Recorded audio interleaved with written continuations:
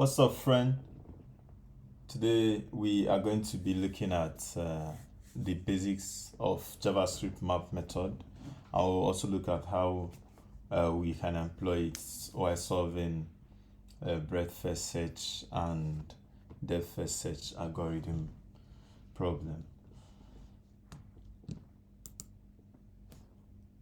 JavaScript Map method is just same thing as an object with key and value pairs. But the difference here is the objects keys and value are connected using a colon, while that's of the key and value pair of a map are connected using an arrow, like this in this example. So you can see in the object here, right? In the object here, sorry, we have this, and now each of the key and value are connected with a colon, but this is the map. We have the same thing here, but the difference is what connects it, and that is the arrow here.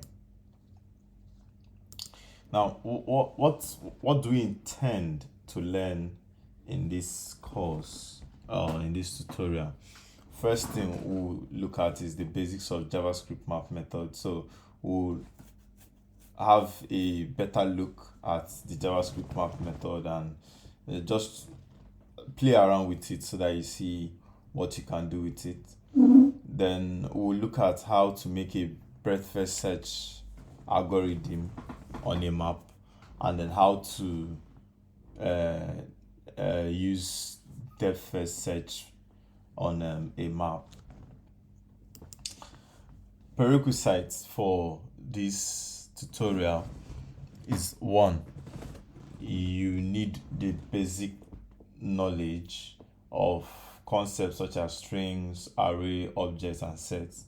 And it would be nice if you read up on what algorithms are, breadth first and depth first search algorithm and graph. Just read up on them before we get into what we have to do today.